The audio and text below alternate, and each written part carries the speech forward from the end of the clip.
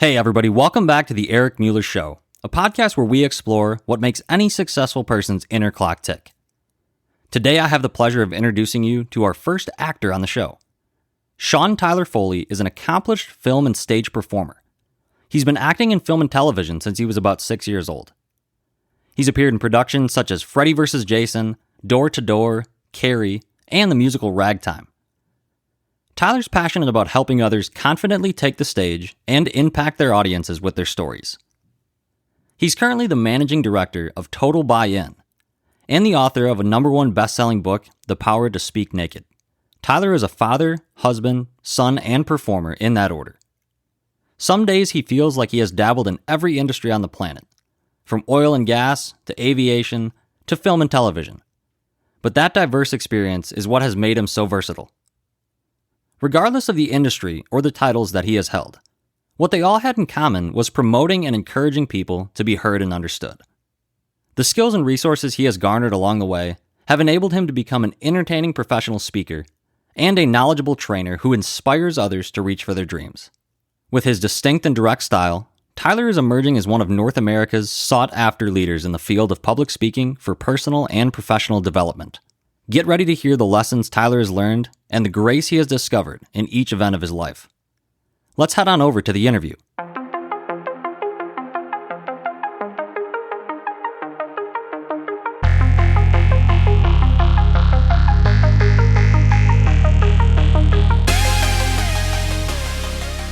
All right, so welcome back to the Eric Mueller Show, podcast where we explore what makes any successful person's inner clock tick. Today, we're lucky to have Tyler Foley on the show. He's an actor, he's a performer, he's an author. Tyler, welcome to the show, sir. Oh, Eric, it's my absolute pleasure and joy. I've been looking forward to this, so let's jump into it. Yeah, man. So you began your acting career at a young age. You were 6 years old. How did that happen? Correct. What opportunity brought you into that space at such a young age? Well, to be honest, I'm not really sure. It's kind of a chicken before the egg scenario, horse before the cart. My father passed away just after Christmas in my grade 1 year, and I had done a Christmas pageant play. And so I don't know if it was because I had done the pageant play that my mom and my uncle kind of knew that I had a thing for the performing arts, or if it was because my father's passing and they felt that they needed an outlet for me because I wasn't really outwardly grieving the loss of my father. And I don't know if that was, again, a developmental thing or an age thing or what, but I don't think at that age I could fully comprehend the finality of death. But either way, I was very emotionally shut off, let's say. And so I think my mom and my uncle were concerned. And so they were looking for a place where I could have an emotional outlet. And I had taken a shine to being on stage and had been doing a couple of the school pageant kind of things and didn't shy away from it. And so they ended up, asking around and figuring out how to get me on stage. And I was lucky at a very young age, as you pointed out, 6 years old, starting in professional theater, and then eventually moving into film and television, graduating from a fine arts high school, and then moving to Vancouver, which is Hollywood North here in Canada, and being able to make a really long, lengthy, successful career of just being a professional actor. Most actors, when they get into the business, they always say, "Oh, what do you? Oh, I'm an actor. Oh, yeah, but what do you really do? Oh, well, I wait tables at Denny's." You know what I mean? Where I was very blessed from the time I was 17 and moved out to the coast. All I did was act. And I picked up a couple of side gigs here and there just for fun, but it was never a thing that I had to do. And acting was my primary source of income. It was where I was making the majority of my money. And I was just really lucky to be able to do that. But a lot of that came from just the exposure early on.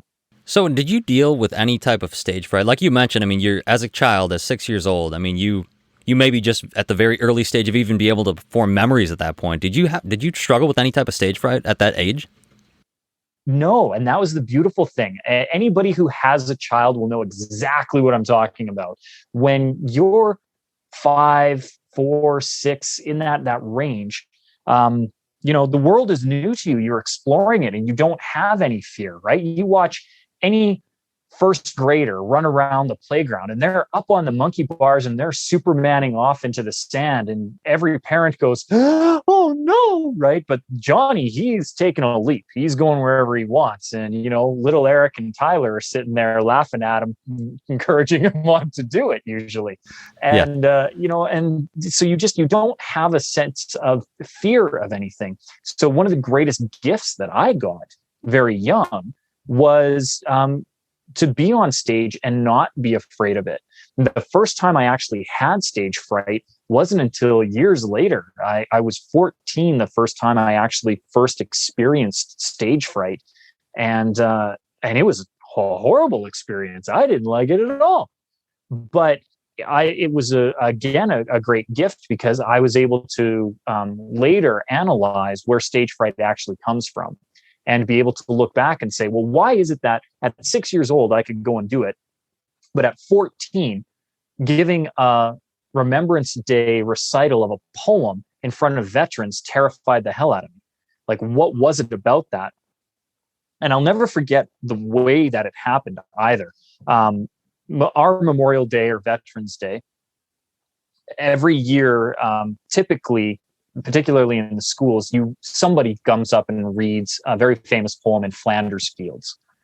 And because I had been in theater and performance for as long as I had been, they just always asked me to do it. It was one of those, oh, you just know Tyler's going to do it. And I'd probably been doing that poem at that point 4 or 5 years. But this time they brought all the veterans in from around the area. And there were probably, I don't know, 6 or 7, 8 in the front row. But I'll never forget, they wheeled in this one guy right at the very end, just as everybody was getting settled and we were about to start. And they kind of did like, the honorary welcome to kind of thing. And these are our veterans, giving them a hand. And this guy they wheeled in was grizzled. Like, I mean, mean looking, like Clint Eastwood if he ate 5 lemons and got kicked in the nards kind of look on this guy, right? Like, he was mean, and he had these crystal blue eyes. And years later, watching Game of Thrones, I'm like, that's the dude, because he looks just like a White Walker. Like, his eyes were the most purest blue you could ever see. And I remember getting up to deliver the poem, and this man kind of leaned in he had a walking cane. So they brought him in a wheelchair, but he must have had the walking cane to help him get in and out of the vehicle or something. But he took this cane off of his lap and he leaned in and over on top of it. And he just kind of like stared at me. Now, what that man was thinking, I have no idea. But in my head, he went, okay, kid, show me what you got, because you haven't seen anything and I've been there. And in that moment, I felt so judged and so unworthy to be delivering these words. And it all flew out. I forgot everything I was supposed to say. My armpits became a swamp. My mouth became a desert. My hands became the Arctic. And I couldn't figure out how I could have all 3 climates going on one body at one time. And nothing. My heads were in the clouds because it was just air inside of my brain. And it was gone. And I, to this day, wish that I could go back and redo it, but I can't. But what a great learning experience for me to realize later in life that it was the sense of judgment that I was afraid of, not actually public speaking. And that's one of the things that I discuss in my book and all of my training courses is people will come to me and say, I'm terrified of public speaking. I say, no, you're not. And they say, oh, no, I am. And I go, when was the last time you ordered breakfast at Denny's? And they go, I don't know, last week. I said, well, then you spoke in public. Well, but it's different because I'd have to speak in front of strangers. And I go, did you know your server? And they go, no. Then you talked in front of a stranger in public. You were public speaking to a stranger. So you're not terrified of public speaking. Usually what it is we're terrified of judgment. So.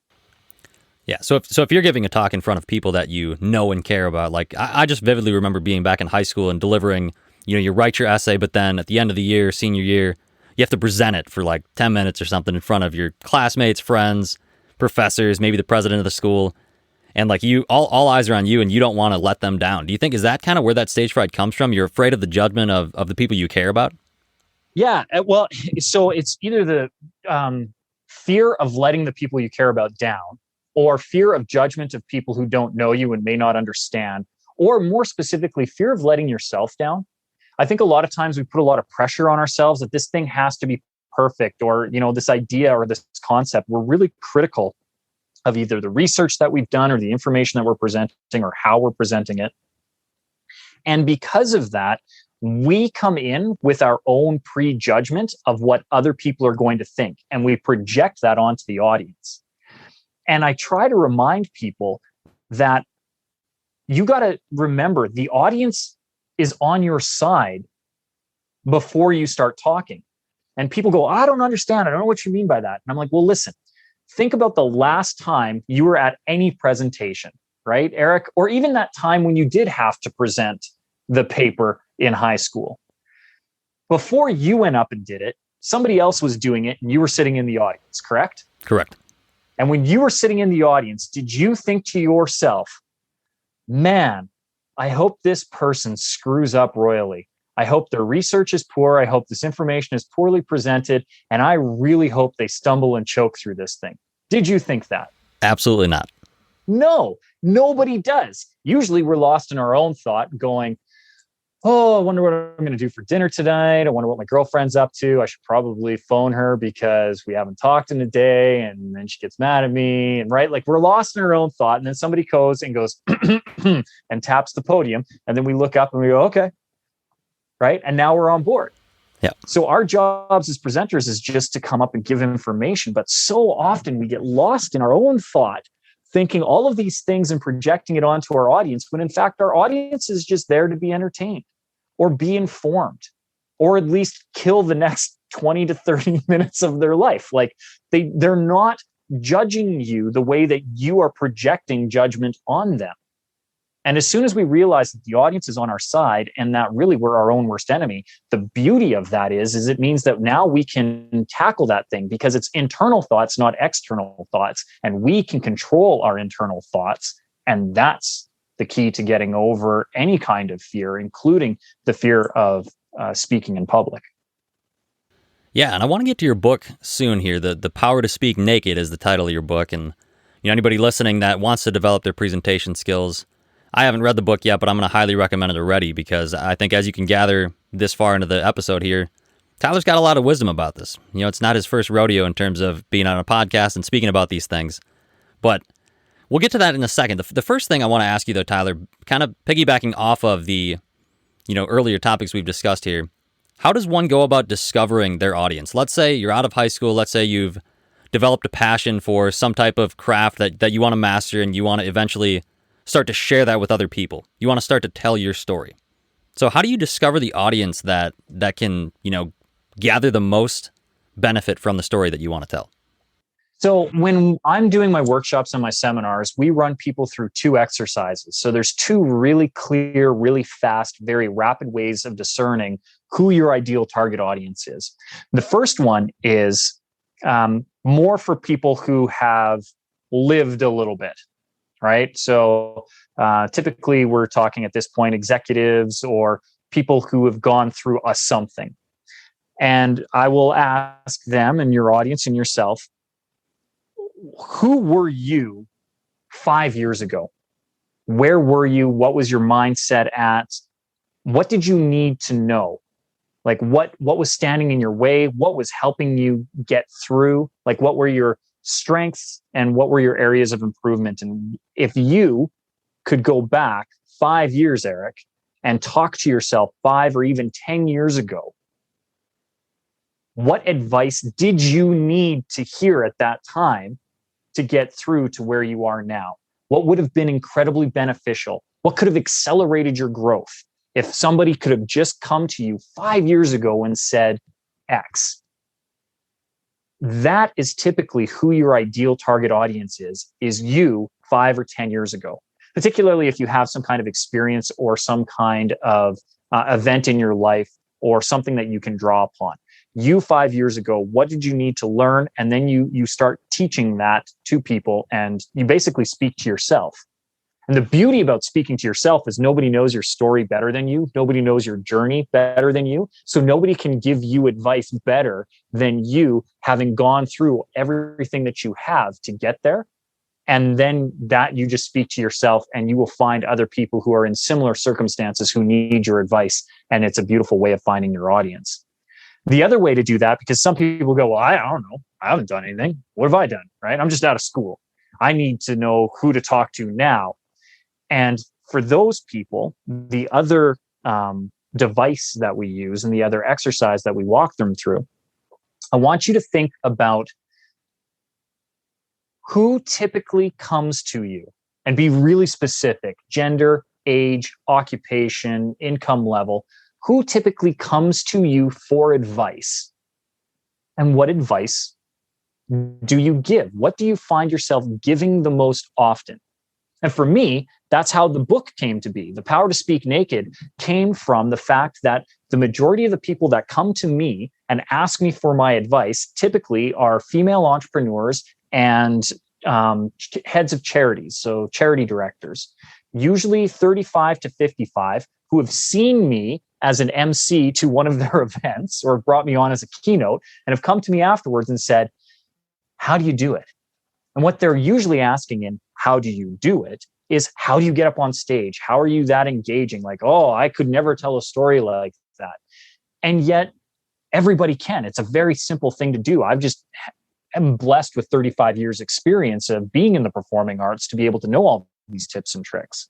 And so I'd start to give them advice. I'd say, well, let's start with your story. Let's talk about the hero's journey. Let's look at some story arcs. Let's look at staging and theatrics when you get up and present. And I would say it over and over and over and over and over again. And I was really just saying these 10 simple bits of advice over and over again. And I expanded on that. And next thing I knew, I had a book. And it was easier to just present people with the book than it was to keep having the same conversation over again. So the two ways that you can identify and find your ideal avatar, the people who you are going to be able to best serve, is one, look at who you were 5 to 10 years ago and tell yourself the advice that you needed to get to where you are now, or analyze who's coming to you the most for advice, get very specific with who that demographic is. Like, who is it that comes to you? What do they look like? What are they doing? And what advice are you giving? And that's the advice that you need to give to your ideal demographic. So in speaking specifically to the Power to Speak Naked, you would say that you basically summarized essentially the why for that book. But just touch on a little bit. If we were to summarize the book in 60 to 90 seconds, what would you say that is? Oh, it's simple to read, easy to digest, tips and tricks from 35 years of experience of a professional actor on how to overcome stage fright, re-engage your audience if you lose them, keep them engaged so that you don't lose them, and some, high-level ninja tips from the pros that most of them don't even want you to learn. And really, the book is designed for people who don't want to be on the big, huge stages, but are terrified to just stand up in front of a boardroom or at a wedding, or even speak to their spouse or loved one or family about things that are weighing down on their hearts, and finding the power to expose themselves to the raw, naked truth and have the power within them to speak it out loud. It's great advice. I'm curious to ask, so you've performed in movies, TV, you're a keynote speaker. What does your preparation process look like as you're leading up to those presentations? Like, how do you get in the zone, so to speak, when you're getting ready to A, record a, scene in a movie, or B, deliver a keynote speech? Well, it really depends on what it is. So ultimately, the first question, and where most of my effort goes in, is who is my audience and what is the overall expectation of this performance?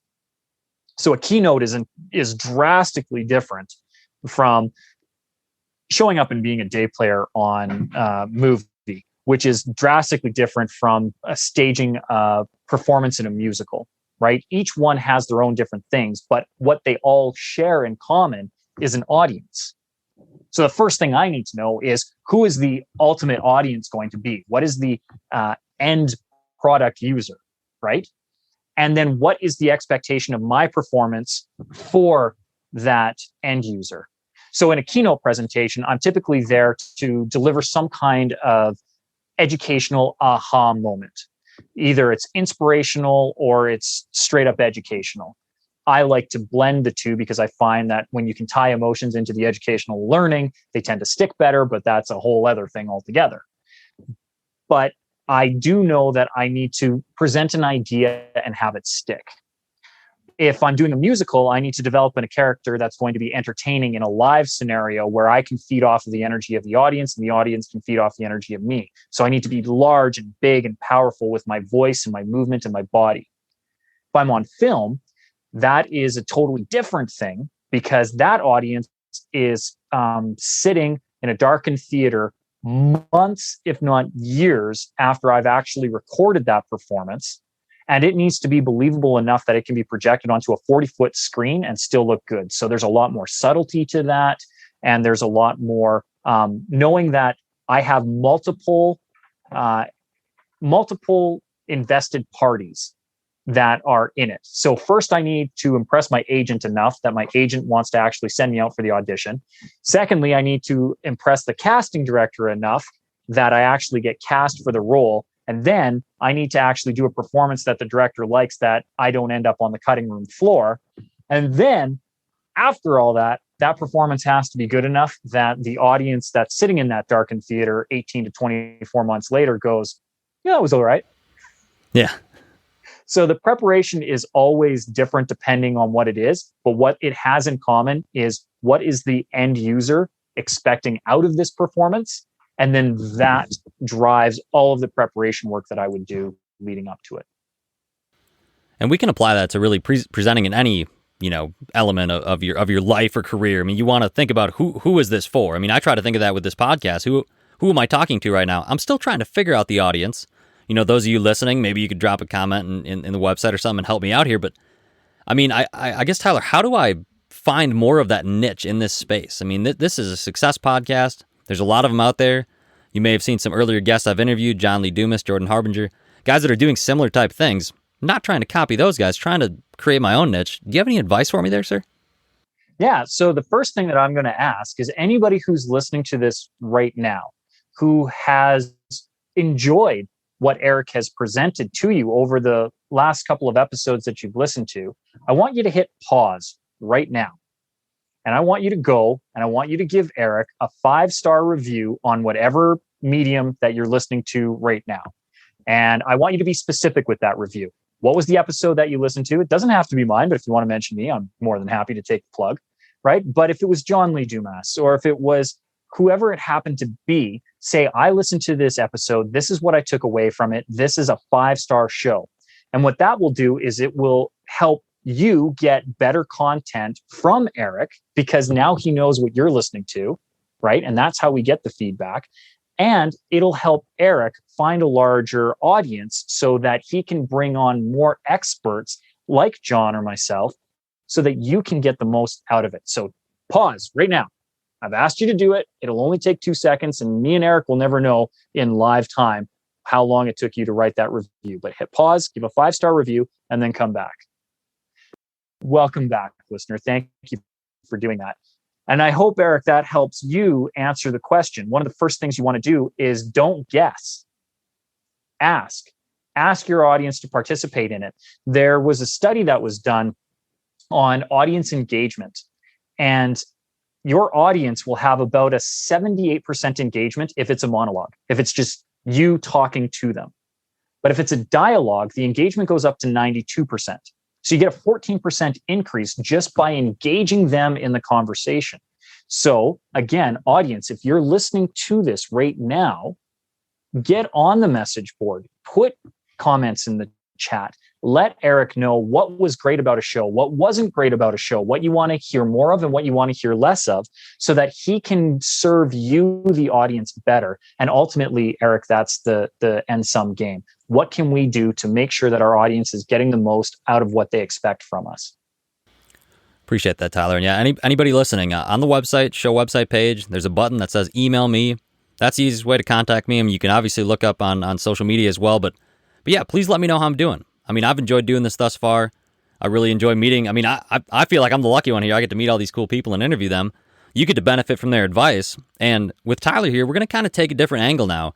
We've heard about the acting. We've heard about the performance side of how we can connect with an audience. But I really want to ask you now, Tyler, what is your definition of the word success? How do you define that term? Well, it depends on really honestly on what kind of success, because I think we can have personal success, we can have professional success. To me, I'm a metrics fan. I like numbers. I like things that show improvement. And for me, success is continual improvement. If I am making progress towards something, if I can show repeated effort towards a goal or a target. And the other way that I measure success is not only the growth that I achieve in myself, but the growth I'm able to help others achieve. Because I think the measure of a man is what he leaves behind as far as a legacy. And I think success is shown by the impact that you have on others. So for me, I find my greatest success in the success of my clients. So I look at people like Aditi Loveridge, who has grown an incredible charity to support infancy and early childhood loss, because that's a cause that a very large majority of the population actually is impacted by, and a vast majority of the population does not talk about. Mental health itself is becoming more prevalent, and we're able to discuss a lot of things around, suicide and mental health, even just, people being in states of depression or anything like that. But one of the things that isn't talked about is the impact on women and families when they lose a child, either pre-birth or just after birth and early infancy. And Aditi has put together this incredible charity and organization that helps mothers and families deal with that kind of loss. And I would love to say that I was instrumental in it. She gives me a lot of credit for it. I think she's just an incredible person. I helped her craft her story so that she could find a larger audience to bring people in. And I think of people like that. And I think of friends that I've helped. Connie Jacob has a very similar charity. I helped a woman by the name of Sue in Literacy for Life spread her message. That's when I find that I've gotten success, is by seeing the success of the people that I've worked with be able to grow their message exponentially and have impact on the world. It's that ripple effect where I can go, I had a part in that. It's not all on me, but I had a part in helping push that movement forward.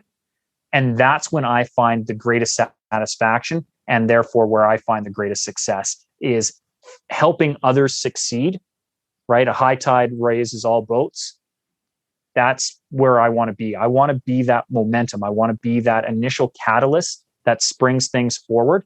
And that helps me in my own personal development. And now I can measure off what my personal growth is. And I think ultimately that's success. If we can grow every day, you're either in growth or contraction. We're either growing or dying. So if I can grow every day, that's success to me. I love that answer. I love how you can hear the passion in that answer and really wanting to provide value to other people. I think that, to me, I mean, my definition of success, I'm trying to think of what it changes really every time I talk to somebody new about what they think it is.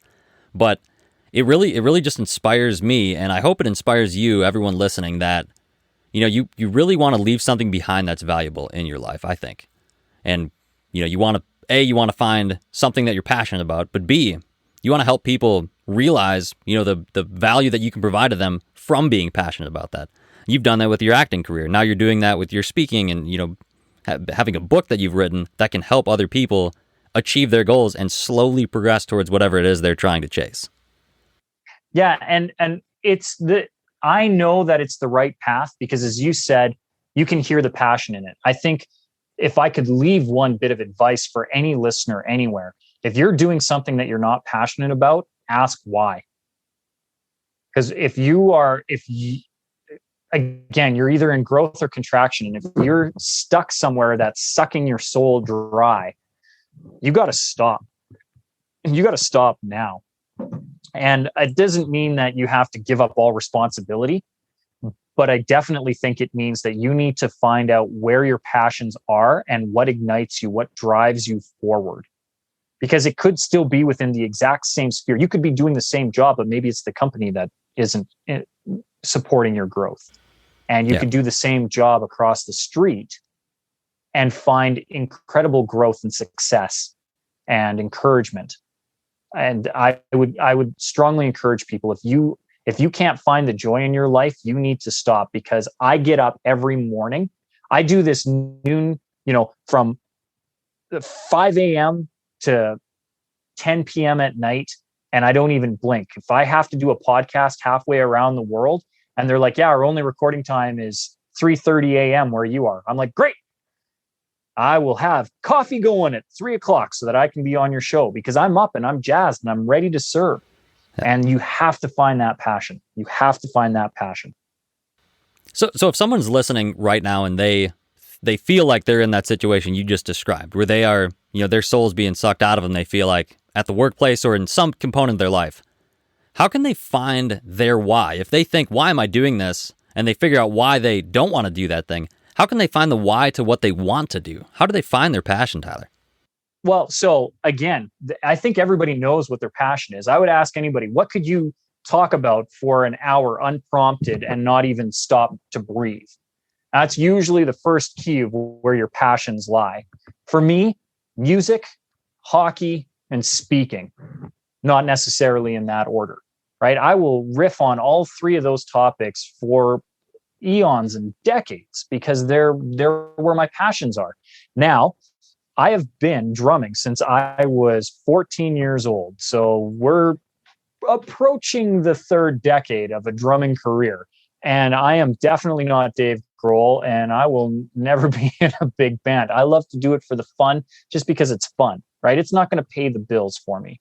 And hockey, I'm a goalie, but I'm also 5'8" and 140 pounds. So I get lit up upstairs day in, day out, and I don't mind because I still have fun playing. But it ain't going to pay the bills. But I have this other thing that I do where I'm articulate. And unfortunately, we don't have video for your fine audience to see, but I'm a good looking, handsome dude. And at 40, I look 30, maybe even 25 if I moisturize and get the right lighting. So I have this one skill set that I can use to actually make an income. And I also have surrounded myself with the people who can support me to do it. My wife is incredible. She is an unbelievably talented professional in her own right.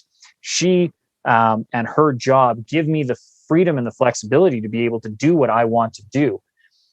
And that's part of finding what you're good at is going down these avenues and having the courage to take that leap of faith, going, look, when I started this, I made less than $10,000 my first year, but luckily that has had exponential growth every year. And we have literally doubled or tripled our income annually every year through the business. Just because if you're really, truly passionate about it, if it really is a thing that you're driven to do, you will find the ways to make it work. And to your initial question of actually finding that why, because that's how you find the passion. Sure. But the passion only serves you so far. You need to know why you're getting up every morning to do it. One of the jobs that I've held is a safety consultant. And when you're a safety consultant, we often have to do incident investigations. And we usually use various different methods to determine the root cause. One of the methods, and I love the method, hate the name, is called the 5 whys. And the 5 whys is a great one where you just ask why until you can't ask why anymore. The problem is when you call it 5 whys, people think you just ask 5 and give up. But I also have a 5-year-old daughter. Her name is Mackenzie. And what does she ask me all the time, Eric? She asks you why. Why? Yeah. Why? And she never stops. She never stops until her curiosity is fully satiated. And so I call it the Mackenzie principle. And it's one of the things that it's even in the book, right? When the training's on the website, it's the Mackenzie principle. And all we're doing is we're asking why. Why is hockey a passion for me? Well, because I'm Canadian. Well, is that the only reason? Well, no, because I've been playing it since I was young. So why am I so invested in it? Well, because every time I get on the ice, I feel alive. Well, why?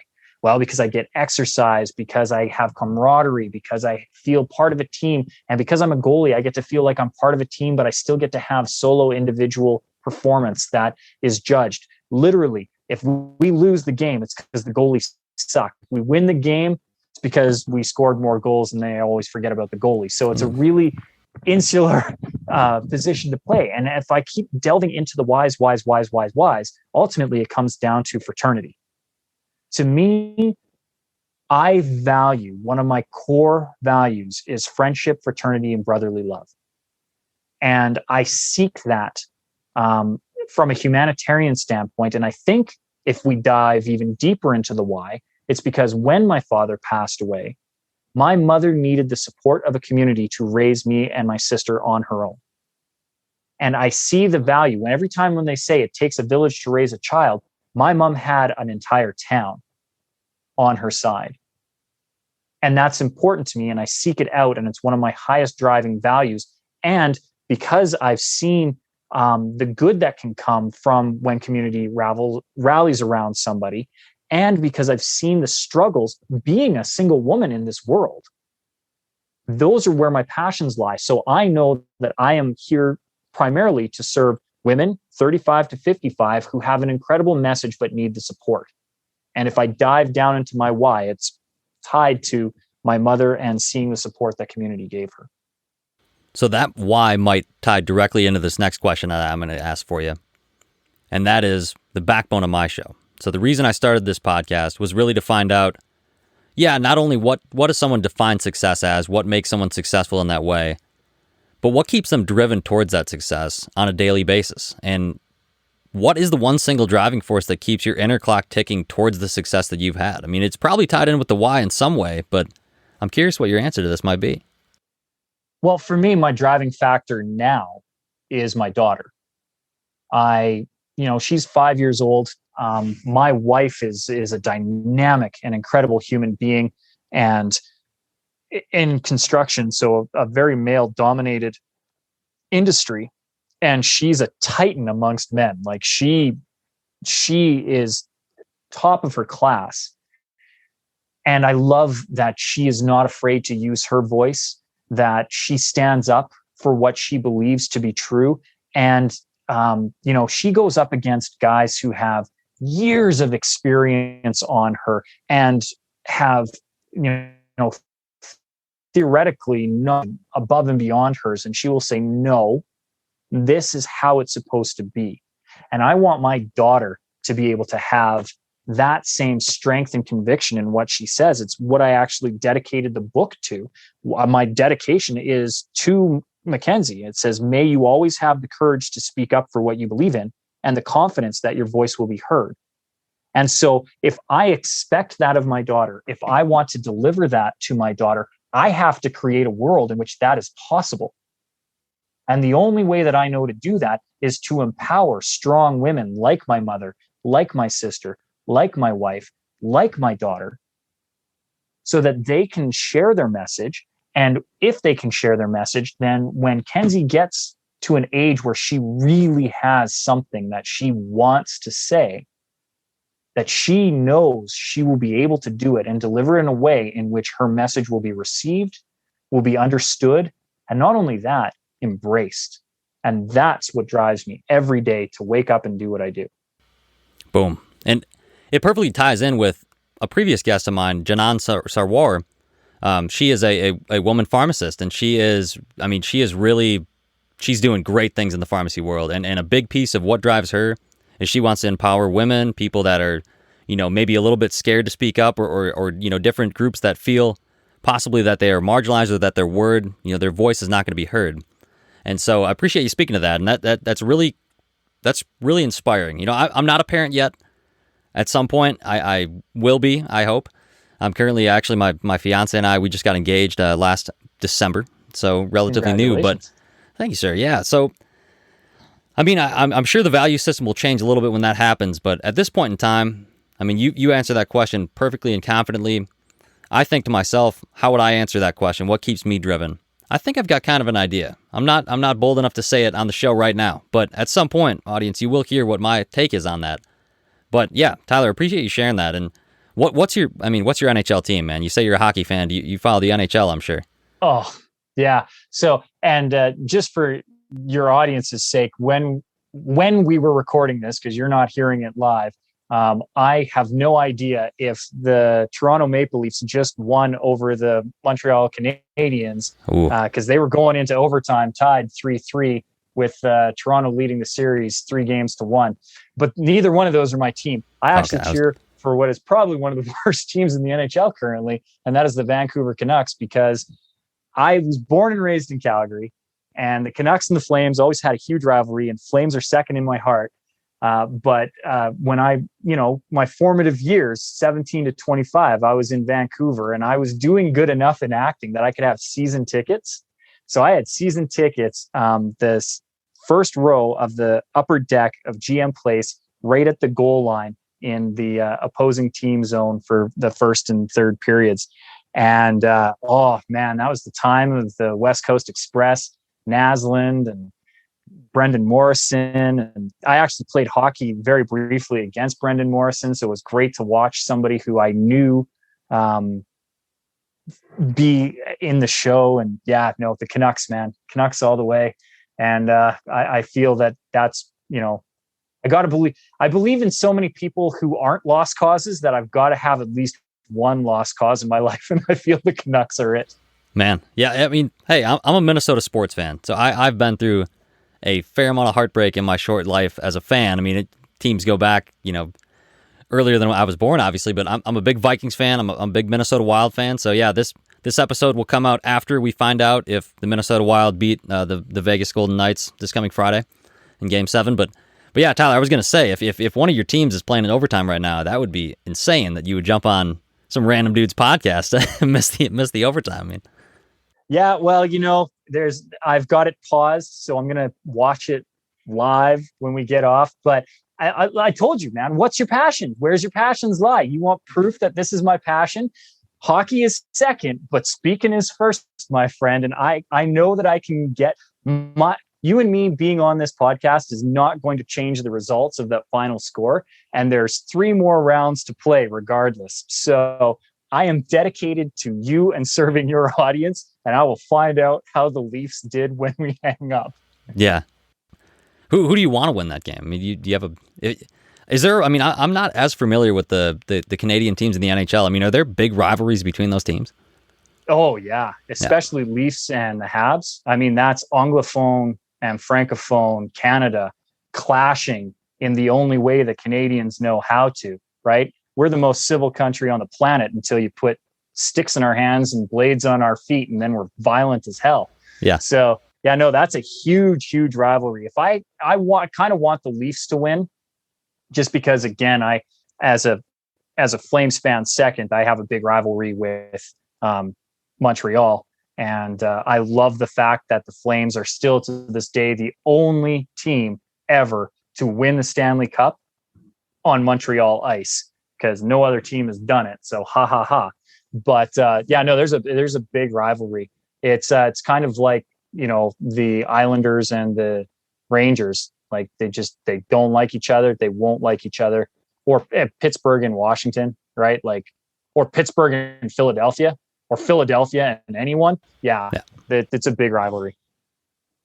Yeah, thanks for sharing that. I mean, I'm an NFL fan more than an NHL fan, but man, I just love sports. I mean, thinking about passions, like I'm also a drummer, so I know that side. I mean, I have that musician, desire. But Tyler, really, like, I mean, I think what a lot of people listening probably are having the same feeling as me in this.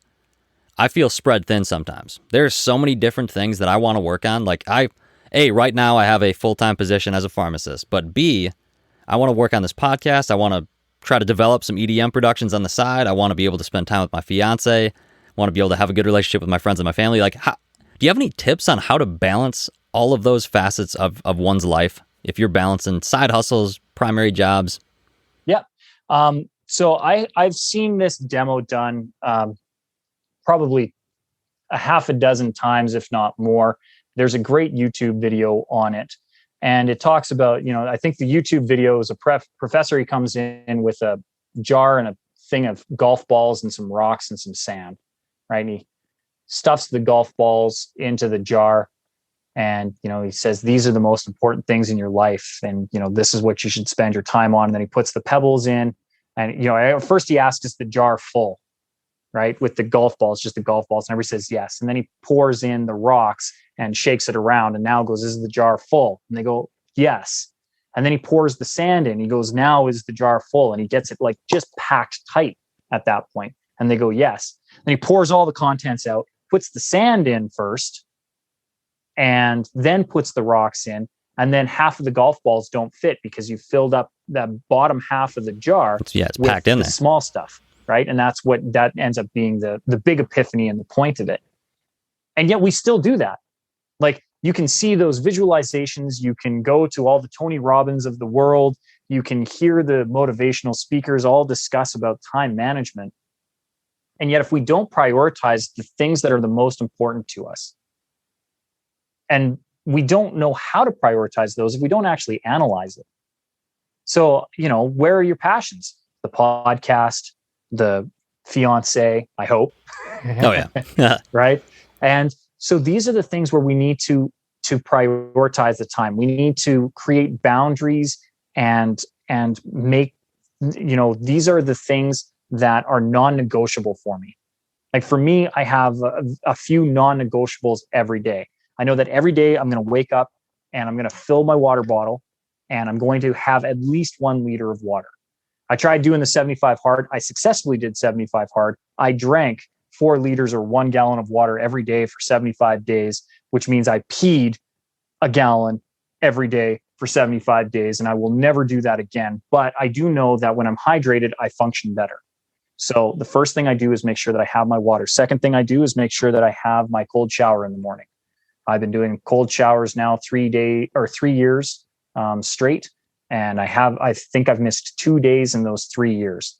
And I believe in streaks. That's the other thing. Again, I'm a metrics man. I like to be able to measure and say, these are the things that I do. But my non-negotiables are my cold shower, drinking my water, making sure that I read and sing with my daughter every night.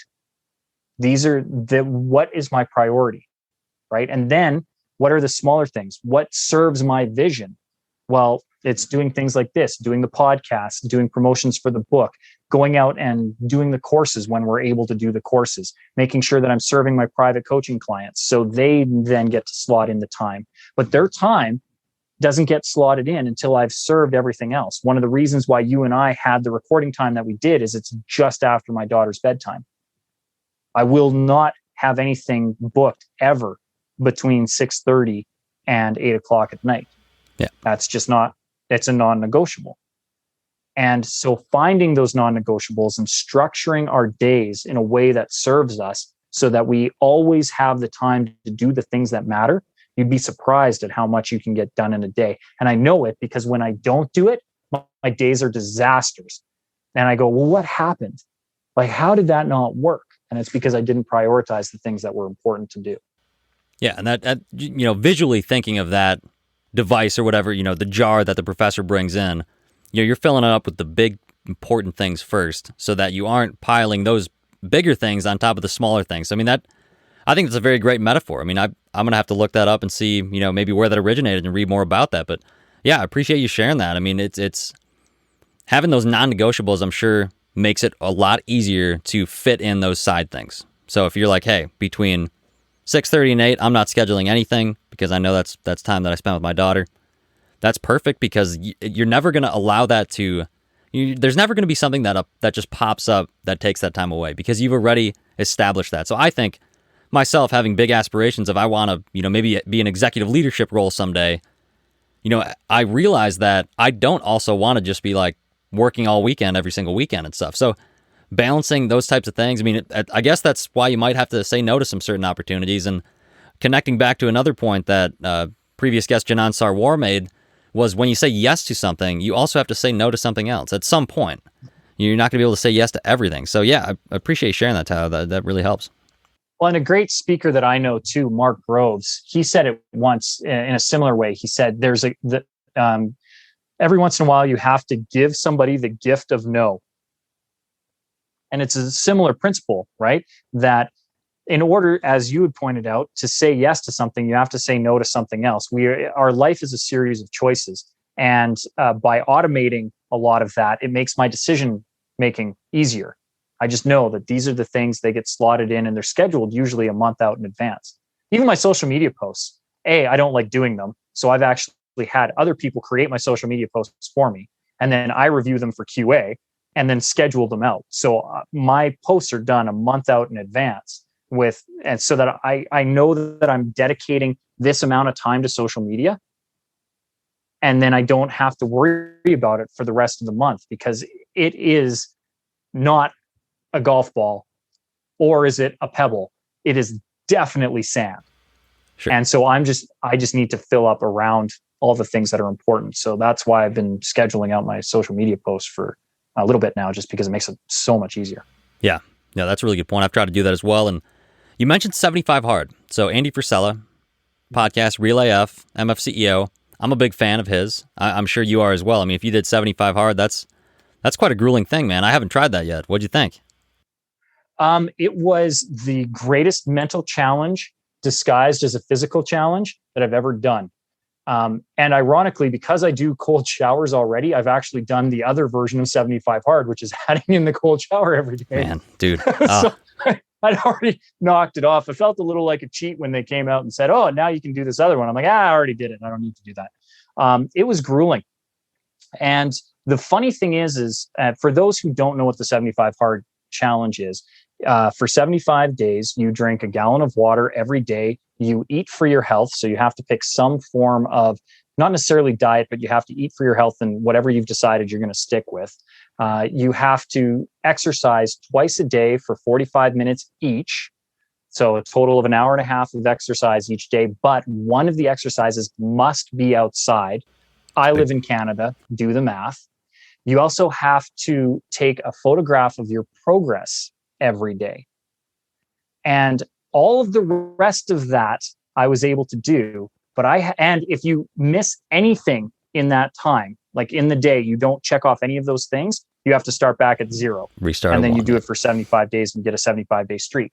So of all of the stuff, the water, the exercise, indoor or outdoor or both, the eating and watching what I was eating, all of it, the thing that and you have to read 10 pages of nonfiction a day too, which is easy for me. I do it anyway. But if it's the picture, I would forget to take the damn selfie about every 10 days, to the point where I actually had to, as part of my non-negotiables, set it in as an alarm on my phone so that I would wake up, get my water, have my cold shower, take a selfie, because it was a thing that is just not on my head, but it's part of the challenge. And if I didn't do it, I literally had to restart 3 times before I figured out, put it in my phone. But I loved it. Again, 5'8", 140 pounds. I've been physically active most of my life, and I don't really put on weight. So doing the eating for my health, finding a diet that actually worked for me, that was sustainable for the amount of activity that I then increased to, was actually the hardest part, because most people have to restrict what they're eating. I had to increase my dietary intake for the 75 days, which I found incredibly difficult. So the eating for the health part and the selfie were the 2 hardest parts for me. But the rest of it, I didn't really blink. I love doing it. But for the selfie part, I'm essentially continuing on with 75 Hard. And it's just kind of integrated into the day. Doing that every day, yeah. That's what a funny piece of it to miss, like that self. Like, you've done all of the hard, grueling work. I mean, just taking a pic, just doing that, like. You have no idea how angry you are at yourself the next morning when you wake up and go, oh, selfie. Yeah. I ran in -30 weather to have to restart again because I didn't take a picture of it. How dumb. Yeah. I've been trying to get Frisella on the show, actually. He recently opened up on his website. he's taking requests to come on other people's shows, his podcast, and I'll link all this in the description of the show here for you all. I mean, to get to 75 Hard and to get to Tyler's website, in which you can get his book, will access everything like that will be in the show notes. But yeah, you do you know Andy personally? No, but I would love to. I would love to just be able to sit down. There's 3 people who, if I could, I want to just sit down for an hour and just riff with. It's him, Joe Rogan, and Dave Grohl. If I could pick those 3 people's minds, and then if I could have a bonus 4th, it would probably be Tim Ferriss. Yeah. Tim's another guy doing a podcast, similar to what I'm trying to do. I mean, Tim Ferriss, when I first started this, it's like, that dude's the pinnacle. I mean, he's literally, I have his book on my nightstand of Tools of Titans. So he's a great guy. That 4-hour work week inspired me to walk away from my 9-to-5 engineering job and pursue what I'm doing right now. A lot of the stuff that I've done came directly from just following his advice. And so far it hasn't steered me wrong. So I owe Tim a big thanks. So to be able to meet him in person and shake his hand and say thank you. And this is, again, it's those ripple things, right? Why am I doing what I'm doing? Because if I can inspire somebody to do and stand up and do the thing that they're really destined to do, that has impact. Think of the number of people that Tim Ferriss, just by writing that book, was able to inspire to just think differently and walk away. Or what Andy's done with promoting people to, because they think they're doing this physical challenge. Again, they think it's a physical challenge, but really it's a mental challenge. And if you can overcome, if you can get up in the morning and be like, what's the weather like? I've got to figure out how to exercise for 45 minutes in this, sleet, snow, rain, sunshine. Some people think that the cold was the hard. Actually, I found working out when it was, in the mid 80s, low 90s, with the sun beating down on you, was actually the harder part. I had to figure out, where can I find shade to be able to do this. Yeah, you can layer up when it's cold, but I mean, at some point you could run with no shirt on. I guess that's the best you can do. I mean, you could carry water with you. I mean, you're pretty limited in that way. Yeah. And on the topic of Dave Grohl, I actually think you might find this interesting. The first band I ever saw in concert was the Foo Fighters. Yeah. So not his first thing, obviously, but I mean, as a drummer, kind of a really early stage drummer at that point, it was like, wow. I mean, the lead singer of the Foo Fighters at that point, but his background as a drummer, and he's an incredible individual. Yeah, I used to put on Nevermind in the studio, and that was how I learned to drum. I think every drummer at some point has tried to do the riff from Smells Like Teen Spirit. There's actually a YouTube video that I play probably once a month when I'm practicing on the kit that breaks you through 5 different ways to play it. So like the cheater way, and then it builds up on levels until you're doing it the way that Grohl does. And I mean, and that dude hits hard too. And technical, I love watching him. I think he's just an incredible human being, never mind musician or drummer, right? Because I mean, he's all around. And that first Foo Fighters album, he did all himself. Yeah. Right. That's, I think, what people forget, that the band didn't exist when the first album was made. He then found musicians who could duplicate the sound that he did as a cathartic healing after Kurt's passing. So that, to me, is, I very much idolize the man. And one of the things that I like to do whenever I have an idol is go, well, where are my similarities and where are my differences? Because I can't keep them on a pedestal. And I think one of the fastest ways to do that is to meet people in person. So Dave, if you're listening, my name is Sean Tyler Foley. You can reach me at SeanTylerFoley.com. Hit contact me. That'll be my direct email. And let's jam, my friend. Right, Dave? You're listening, right, Dave? Man, that'd be incredible. Hey, maybe the Eric Mueller show will get big enough. Maybe we'll be on that level where that's the one cool thing about this, is this episode, it's gonna be out there forever. Yep. Until I take down that RSS feed, which is not gonna happen. But, well, Tyler, man, hey, thank you so much for spending some time with us, for dropping your knowledge in regards to audience building and speaking, and definitely check out the show notes, those of you listening, because I will link directly to his book and where to access that. Also link his website where you can get in contact with him. And really, yeah, I mean, Tyler, thank you so much, man. Appreciate you spending the time coming on the Eric Mueller Show to be interviewed. Eric, it was a joy and a pleasure. And if there's anything else that I can do to serve you or your audience, you just reach out at any point and I'll be there. You're the man, dude.